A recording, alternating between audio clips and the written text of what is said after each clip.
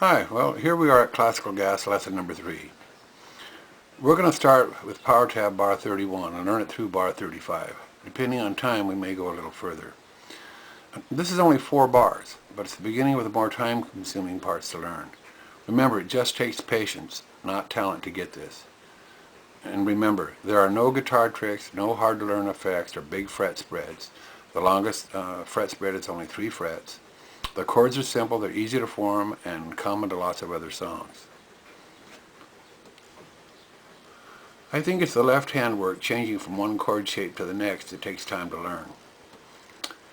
As we go along, I want to give you some tips about having your fingers pre-positioned for the next notes when you don't need the notes immediately but will soon after.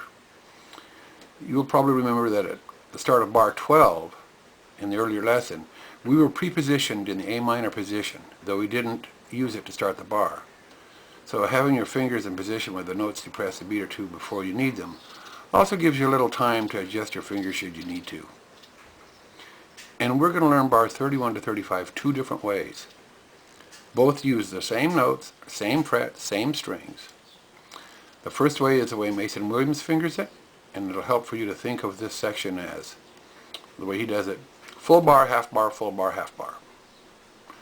Then I'm going to show you how to do it without half bars. Think of it as full bar D chord shape. Some will find one way easier and some will find the other, but try working out both and decide for yourself. I think it's easier to do it full bar D chord shape because you don't have to be as accurate in your hand movements. I think it's very easy to miss the exact location of the first half bar, because in it, if you touch the 4th string with the end of your first finger, you've blown it. I also think you have to be more accurate in your hand movements to do it. Full bar, half bar, full bar, half bar. It's accurately grabbing the half bars that makes it difficult, I think, compared to the other way. Either way, like I said, it's the same notes on the same strings at the same frets.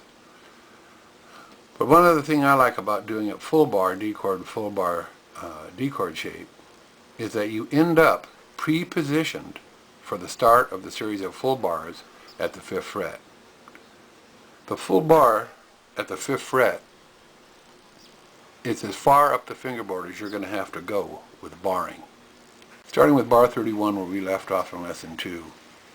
This section is played accelerando, meaning you're accelerating the tempo ever so slightly from bar 31 to 35.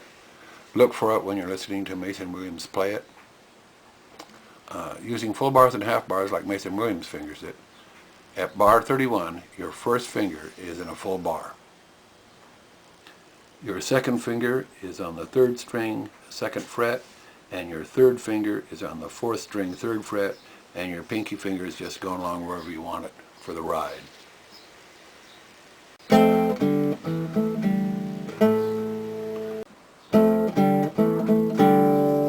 both those strings open, and both together.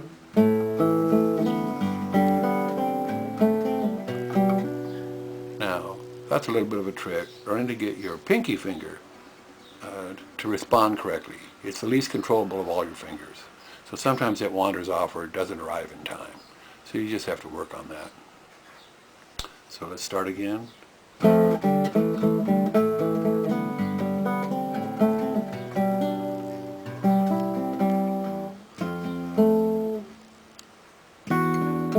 Now here is the first half bar, and there's a little bit of a problem I feel with it, in that it is so easy to have the tip of this finger touch the open 4th string.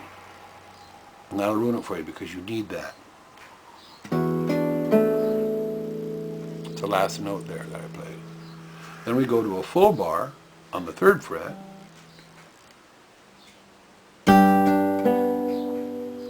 Notice you're playing the 6th string 3rd fret and the 1st string 3rd fret at the same time, and then using your 3rd finger on your right hand to pick up the 2nd string at the 3rd fret and the 3rd string at the 4th fret. So it sounds like this. Then he moves directly to another half bar Now this half bar can be just the first 4 strings or all 5 strings. It doesn't matter, because a full bar is all 6 strings. A half bar is anything less. So it could be 5 strings, 4 strings, 3 strings. You do have to leave the 6th string open, because you do have to play it with your thumb. Then you bring your 3rd finger down to the 5th fret, 1st string.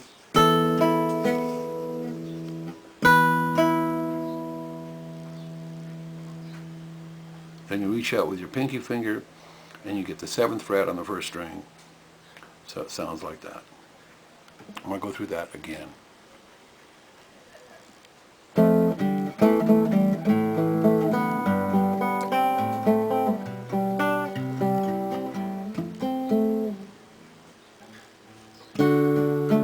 See that?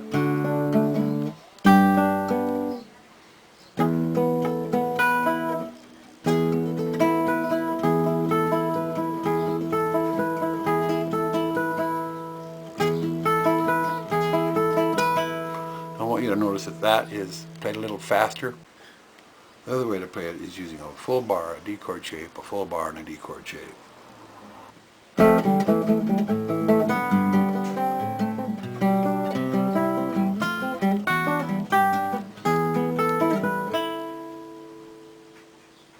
Now we're going to go through that real slowly. But one of the things I like about this way of doing it is you end up pre-positioned with a full bar at the 5th fret. And that sets you up for the next series of bars that all require that you be in a full bar position at the 5th fret. So starting at bar 31, to do it using full bar D chord shape, full bar D chord shape,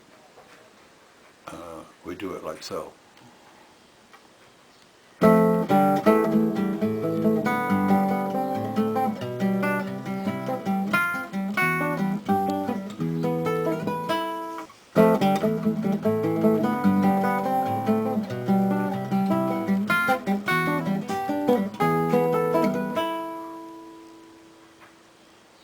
Now you end up in the full bar position, which helps quite a bit. Now we're going to do that real slowly.